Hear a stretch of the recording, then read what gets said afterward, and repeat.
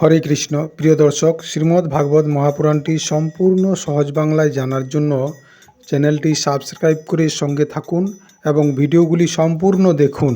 এছাড়া এই চ্যানেলের মধ্যে হিন্দু ধর্মের বিভিন্ন ধর্মগ্রন্থ থেকে নেওয়া বিভিন্ন তত্ত্ব কথা প্রচার করা হয়। প্রিয় দর্শক, দেবর্ষি নারদ যখন ভগবান ব্রহ্মাকে বললেন, হে পিতা, আপনি আমায় বলুন এই জগতের সৃষ্টি, স্থিতি ও প্রলয়ের কর্তা কে এবং এর রহস্য কী? তখন ভগবান ব্রহ্মা বললেন, ভগবান স্বরূপ সেই বিরাট পুরুষের মুখ থেকে বাণী এবং আগুন উৎপন্ন হয়। ওনার 7টি ছন্দ হল গায়ত্রী, ত্রিষ্টুপ, অনুষ্টুপ, উষ্মিক, বৃহতি, পঙ্কতি ও জগতি। এগুলি 7 ধাতু থেকে বেরিয়ে এলো।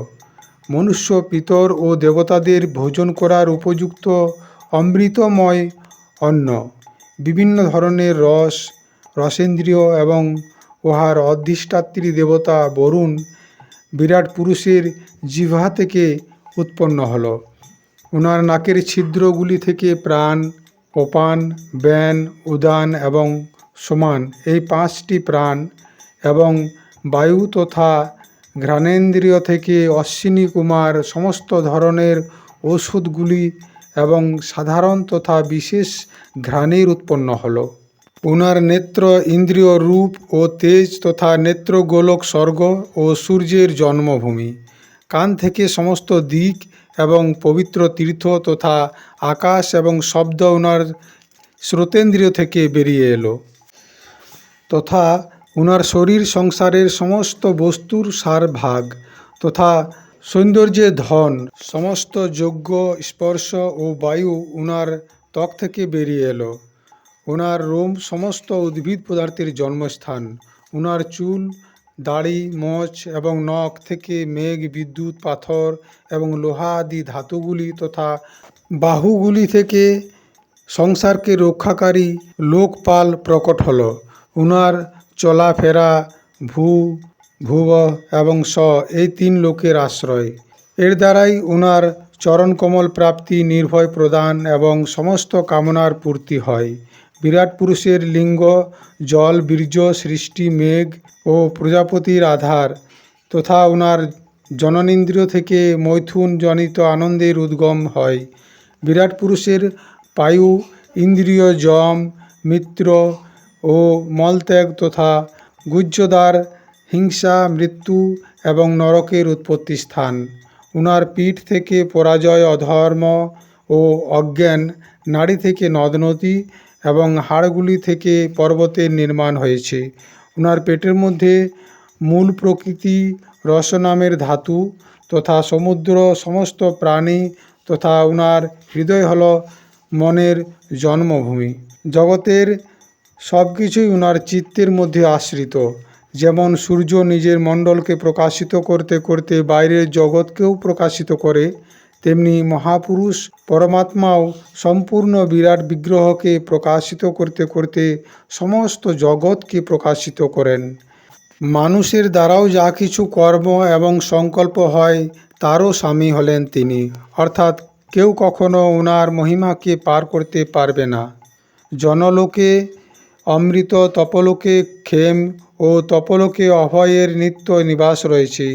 জনলোক, তপলোক এবং সত্যলোক এই 3 লোকের মধ্যে ব্রহ্মচারী, বানপ্রস্থ, সন্ন্যাসী নিবাস করেন।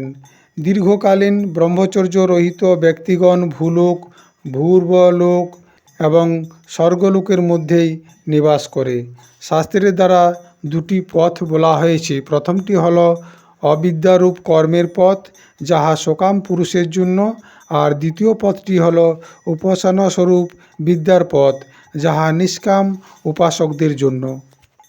মানুষ 2টির মধ্যে যে কোনো একটাকে আশ্রয় করে ভোগপ্রাপ্তিকারী দক্ষিণ দিক থেকে অথবা মুক্তিপ্রাপ্তকারী উত্তর দিক থেকে যাত্রা করে, কিন্তু এই দুটোরই আধারভূত হলেন পুরুষোত্তম ভগবান। যেমন সূর্য নিজের কিরণের দ্বারা সবাইকে প্রকাশিত করেও নিজে আলাদা থাকে, তেমনি পরমাত্মাও এই ডিমের পঞ্চভূতের 11টি ইন্দ্রিয় এবং গুণময় বিরাট পুরুষের উৎপত্তি হয়েছেন। তবু তিনি সমস্ত বস্তুর ভিতর ও রূপের মধ্যে থেকেও তাহা থেকে সবসময় অতীত হয়ে থাকেন। ভগবান ব্রহ্মা বললেন, পুত্র নারদ, যখন এই বিরাট পুরুষের নাভি কমল থেকে আমার জন্ম হলো, তখন আমি এই বিরাট পুরুষের অঙ্গ ছাড়া অন্য কোনো সামগ্রী পাই নাই, এমনকি কোনো যজ্ঞের সামগ্রী পর্যন্ত না। তখন আমি ওনার অঙ্গেই যজ্ঞের পশু, স্তম্ভ, কুশ, এই যজ্ঞ ভূমি এবং যজ্ঞ করার উপযুক্ত ভালো সময়ের কল্পনা করলাম। যজ্ঞের জন্য আবশ্যক পাত্র আদি বস্তুগুলি চাল, জব, ঘৃত, ছর, রস, লোহা, মাটি, জল, ঋক, যজু, সাম, চাতুর্হোত্র, যজ্ঞের নাম, মন্ত্র, দক্ষিণা, ব্রত, দেবতাদের নাম, পদ্ধতি, গ্রন্থ, সংকল্প, অনুষ্ঠানের নিয়ম, গতি, মতি, শ্রদ্ধা, প্রায়শ্চিত্ত এবং সমর্পণ, এই সমস্ত যজ্ঞ সামগ্রী আমি বিরাট পুরুষের অঙ্গ থেকেই এক জায়গায় জোগাড় করেছিলাম। এইভাবে বিরাট পুরুষের অঙ্গ থেকে আমি সমস্ত সামগ্রীগুলি জোগাড় করে ওই সামগ্রীগুলি দিয়ে ওই যজ্ঞস্বরূপ পরমাত্মার যজ্ঞের দ্বারা যজন করলাম।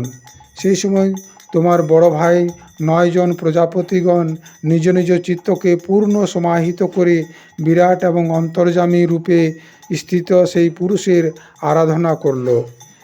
এই সমস্ত বিশ্ব ভগবান নারায়ণের মধ্যেই স্থিত রয়েছে, যিনি স্বয়ং প্রকৃত গুণ থেকে রহিত, কিন্তু সৃষ্টির শুরুতে মায়ার দ্বারা অনেক গুণ গ্রহণ করেন। ওনার প্রেরণাতে আমি এই সংসারে রচনা করি, আর ওনার অধীন হয়ে ভগবান শঙ্কর ইহার সংহার করেন, আর তিনি স্বয়ং বিষ্ণুর রূপ থেকে এটি পালন করেন। বেটা নারদ, তুমি আমাকে যা কিছু প্রশ্ন করেছিলে, এর উত্তর আমি তোমায় দিলাম। আমি প্রেমপূর্ণ এবং উৎকণ্ঠিত হৃদয়ে ভগবানের স্মরণে মগ্ন হয়ে থাকি, তাই আমার বাণী সবসময় সত্য, আমার মন সবসময় সত্যের সংকল্প, আমার ইন্দ্রগুলি সবসময় মর্যাদাপূর্ণ। আমি বেদমূর্তি, আমার জীবন তপস্যাময়। বড় বড় প্রজাপতিগণ আমার বন্দনা করেন, আর আমি তাদের স্বামী। প্রথমে আমি অত্যন্ত নিষ্ঠার দ্বারা যোগের সর্বাঙ্গ অনুষ্ঠান করেছিলাম, কিন্তু আমি নিজের মূল কারণ পরমাত্মার স্বরূপকে জানতে পারি নাই, কেননা তিনি তো একমাত্র ভক্তির মাধ্যমেই প্রাপ্ত হন। ওনার মায়ার শক্তি অপার। যেমন আকাশ তার নিজের শেষ জানে না, তেমনি তিনিও নিজের মহিমার বিস্তার জানেন না। আমি, আমার পুত্রগণ ও ভোলানাথ শঙ্কর, আমরা কেউই উনার সত্য স্বরূপ জানি না। আমরা শুধু উনার অবতারের লীলাগুলির গান করতে থাকি, উনার তত্ত্ব জানি না। তিনি হলেন অজন্মা এবং পুরুষোত্তম। প্রত্যেক কল্পে তিনি স্বয়ং নিজেই নিজের সৃষ্টি করেন, রক্ষা করেন এবং সংহার করেন। তিনি ত্রিকালের সত্য এবং পরিপূর্ণ। উনার কোনো আদিও নেই, অন্তও নেই। তিনি ত্রিগুণ রহিত, সনাতন এবং অদ্বিতীয়।